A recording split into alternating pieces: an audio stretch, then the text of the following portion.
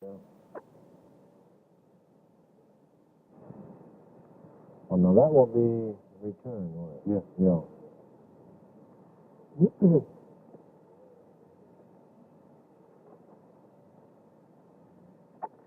You know, the stuff to be left on the moon, at the cost we have to pay for it in development and in engineering and in manufacture, comes to about $1.25 million.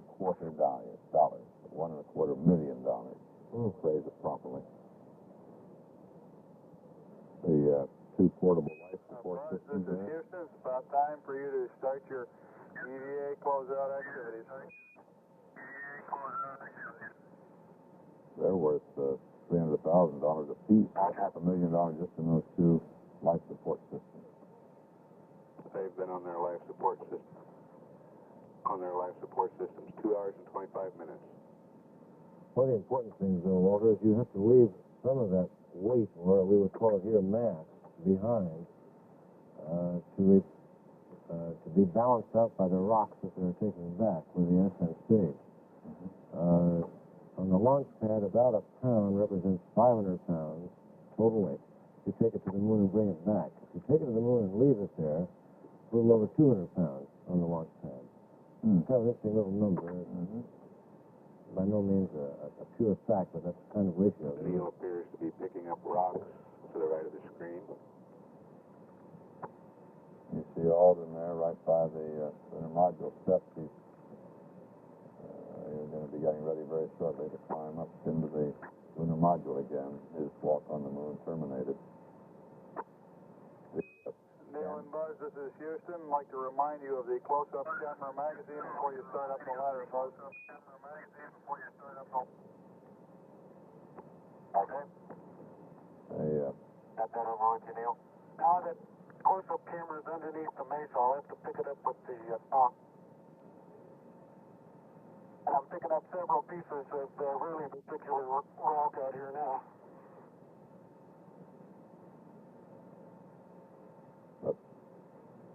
That's the film camera that will be left on Anything it. in those environmental samples, did you?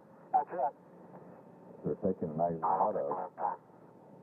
that's going to rest on the moon, be left there. That's worth $50,000 itself. And the television camera, well, the estimates vary from $250,000 to $500,000 that camera. The Close-Up Camera magazine and closing out of the sample return container. You're running a little low on time. Well, we went through our weight reduction program. This is one of the things we talked about, just that, leaving these items behind. Well, when they talked about the fact that they had to bring back, we're going to try to bring back 100 to 130 We want pounds to of keep a rock good margin in those portable life support systems. instead of bring back this equipment. One of the officials in Houston said, well, we know what an $11,000 camera looks like. We don't know what moon rock looks like. Beautiful. I like that.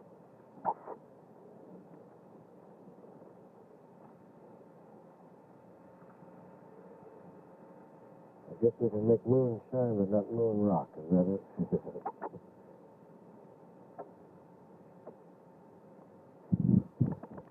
Okay, can you quickly pick this in my pocket, Neil? I'll head on up the ladder.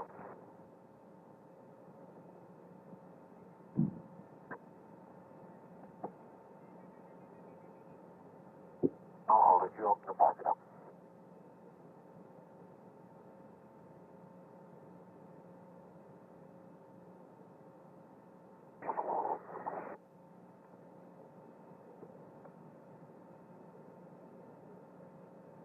And Houston's being very lenient, I think, with their timeline on Buzz going back up. Hold it right there. It was reminded of 3 minutes, and that's already gone by. Okay, let the pocket go. I thought at the moment that they called that out a little early, according to the timeline. Hey, They're figuring it out anything early. more before I head on up, Bruce? Negative. Head on up the ladder, Buzz. Head on up. Buzz. About close to the orders I've heard. Yeah. He begged out for a little more time. There he just leaps up on the steps. He's left the moon surface. He's up behind the flag there now, climbing the ladder. No trouble getting that first step at 1/6 gravity. There you see him. Up above the flag, over on the right. That white dot right above the horizon on the right is a phosphorus spot from the TV converter in the Park Station in Australia. Doesn't mean we're seeing it. It means it's in the converter in Australia. And so Neil Aldrin, 39 years old, from Montclair, Edwin Buzz Aldrin, 39-year-old from Montclair, New Jersey, has finished his walk on the moon, climbing back into the lunar module, and his commander, Neil Armstrong, will finish his walk as soon as Aldrin is up there. We will have seen all of this historic walk right there on television from 250,000 miles out from space. Buzz does have a first. He's the first man to leave the moon.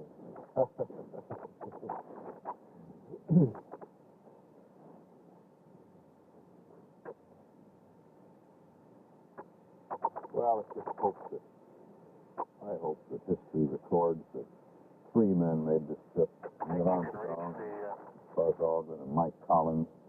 And Reach this hut that's hanging over here. You might entertain the idea of sending up the second one that way. I think Neil Armstrong would agree certainly to that history should not simply record that the first man on the moon was Neil Armstrong, period.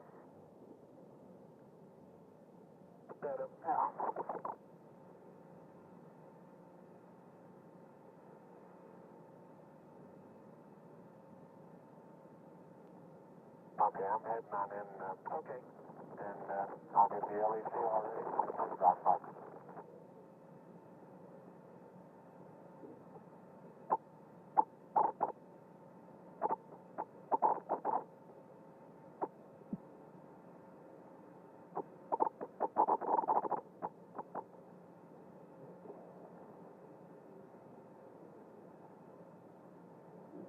Neil has been on the surface a few minutes longer than 2 hours.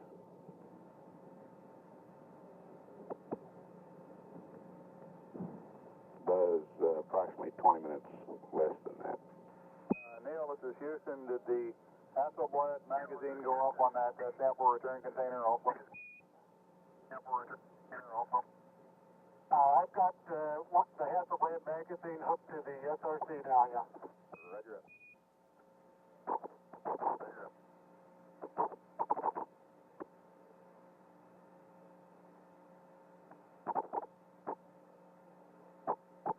We've had a kind of record of losing those film and camera magazines in space.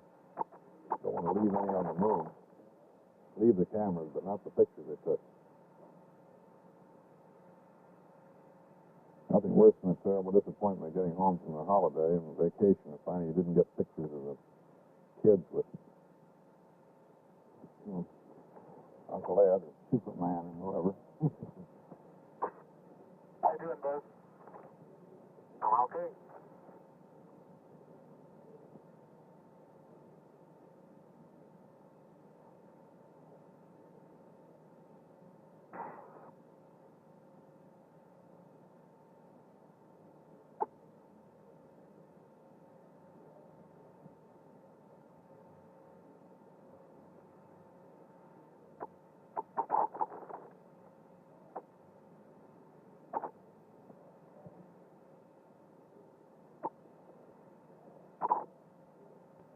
Ready to send up the LEC?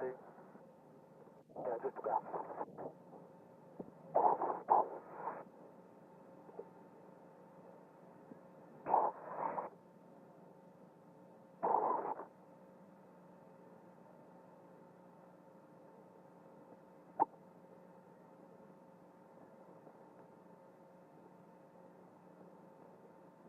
Okay.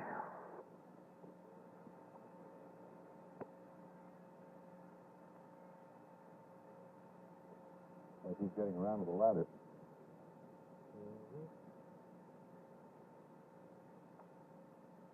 We haven't heard from Aldrin since we've been up there in the limb, have we? Well, I heard one thing about how are you doing, Buzz? And he said, okay, or fine. Yeah. But that's about all I've heard since he ascended.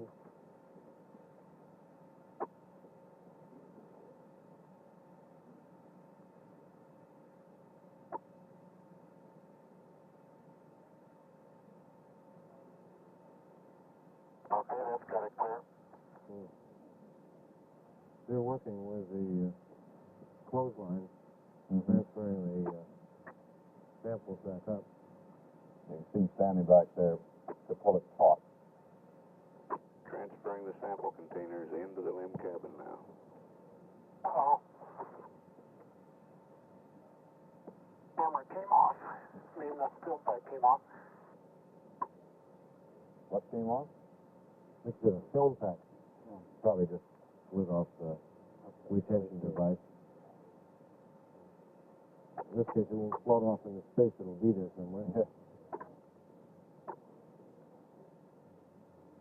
Okay, just ease it down now. Don't pull so hard on it. All right, let it go.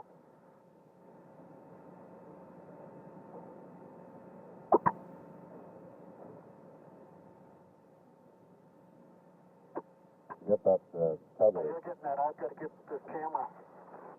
Get the tether tight. You've got to back up way off camera frame. Okay, this one's in, no problem. Okay, stand by a second. That song sounds like it's Neil, working this pretty is hard at the Houston. moment. Request an EMU check over. Houston, EMU check over. Oh, Roger, got 3.8.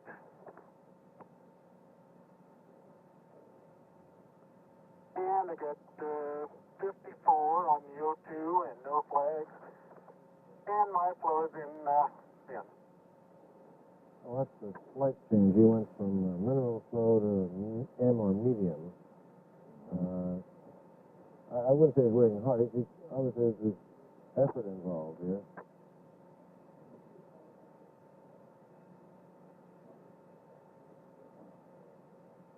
He's getting his exercise this day, at least.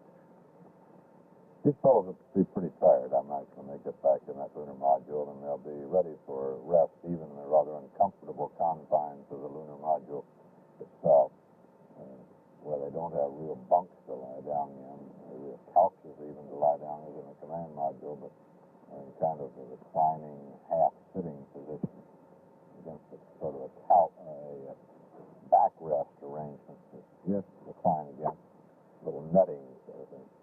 I remember after Tom Stafford and I completed the Gemini 6 rendezvous, and we started storing things and The getting it all Lick put away. Observatory in California reports a return on the laser experiment. Golly, That's great. So far, everything's a success. everything works. After we had restored the spacecraft and got over the emotional up feeling, we slept like babies. We were really tired. Buzz, for your information, your consumables remain in good shape. Roger. Roger. That's coming, Neil. Okay, I've got one side hooked up to the second box, and I got the fuel drive on. Okay, good.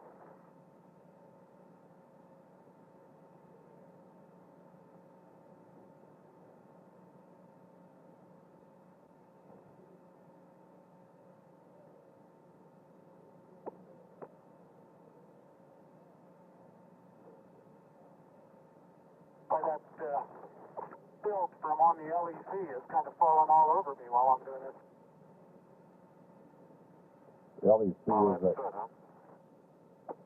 lunar equipment conveyor, the clothesline.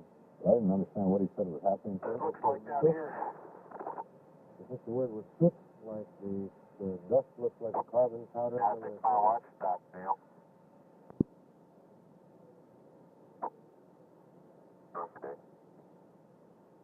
Now move your foot and I'll get the hatch.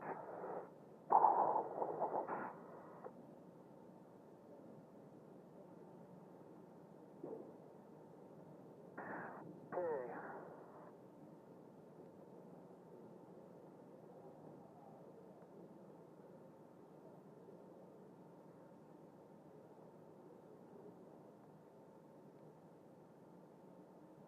Okay, the hatch is closed and latched. fast, isn't it? It's not too hard to work. Just swing the door and verify secure. there we go. Now we close the feed water valve. Neil Armstrong had 2 hours and 13 minutes on the moon's surface.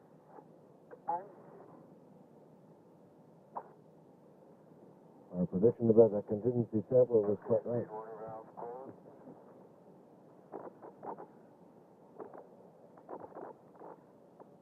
On. Port stage. Engine arm action. Proceed.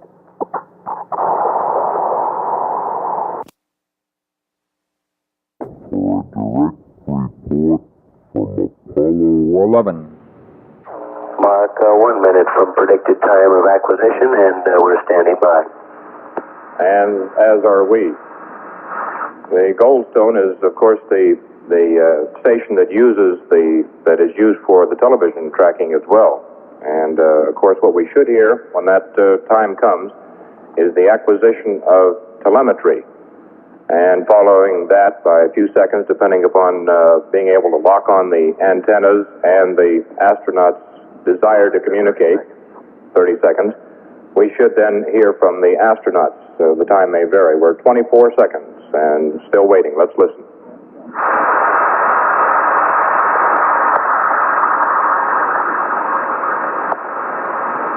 Coming down to 10 seconds, mark. Mark, 10 seconds from predicted time of acquisition.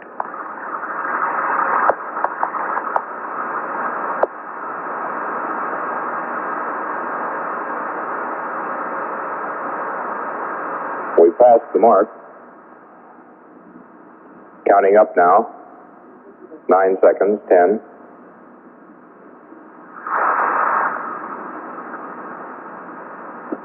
Still waiting for acquisition. There can also be another reason why this could be a little bit late. The signal could be a little late because of the steering of that high-gain antenna on the spacecraft. So they might not get telemetry until the antenna is pointed exactly right, and that sometimes takes a few seconds, as much as a few minutes at times. As a matter of fact, on the last roundup, it did, at least good enough for voice contact. Goldstone has acquired Apollo 11. Goldstone has acquired. We should be hearing a readout of numbers from astronaut Collins on the exact speed and direction that they got on the burning of the engine on the backside. Then we'll know how accurate their aiming and driving of the space machine is. Art, you've mentioned the word accurate a couple of times the last time concerning the fact that they lost contact as they passed behind the moon at just the precise moment it was expected they would. And it seems that accuracy has been characteristic of this entire mission from beginning to end. Don't you agree? Thus far it has, and I use that word accuracy. A better word, I think, is the one you just used, precise, precision. Accuracy, I think, has come to mean something close to exactly right, but precision... This is Apollo Control, Houston, standing by at this time at 80 hours, 35 minutes. Not only do they try to fire the engines and do certain maneuvers on the exact second, but on the exact split second. Even though we've not heard from the spacecraft by voice yet, we do have acquisition of telemetry, so everything... Here, let's listen. Hawaii have acquired a signal. We will... Apollo 11, Houston, we're standing by. Over.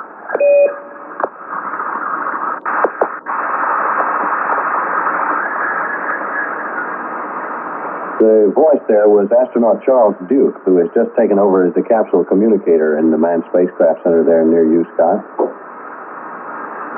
He was calling Apollo 11. We've heard no response just yet. They may not have the antennas lined up, or they may be busy. VGY minus 0.0, VGZ minus 0.1, Delta VC minus 5.2, fuel 362, Fox 364, unbalanced plus 50, and a postburn now 94, 66.1 by 54.4. This is the technical readout of the information Roger, we the copy, Neil. astronauts Would wish you to say pass again the along. Delta VZ? We missed that, over. It gives the burn time, the speed, and the parameters of what they think their orbit is, which will be later refined by mission control. We were just hearing astronaut Collins reporting the figures down, and we got a part of his orbital figures, but we didn't pick up. We picked up the high point, but not the low point. Did you get that, Scott? I got 66.1. I'm sorry, Art, I was talking instead of listening. Apparently, I wasn't listening carefully enough. Your Delta TIG and also your Delta burn time, over. Delta TIG was 0 and the burn time was 17 seconds. Copy, 17. Right on the money. They were trying to reach a high point, or an apolloon, as it's called, in the orbit of 65.7 nautical miles. Armstrong indicating that LOI-2 came off almost precisely as planned. But they read out an orbital figure of 66.1 nautical miles as the apolloon, or the high point. But this is close enough. Very close, within 0.4 of a nautical mile of where they intended to be. This has been a rather busy day for the three astronauts, but nothing compared to what's in store for them tomorrow. As we heard later on this evening,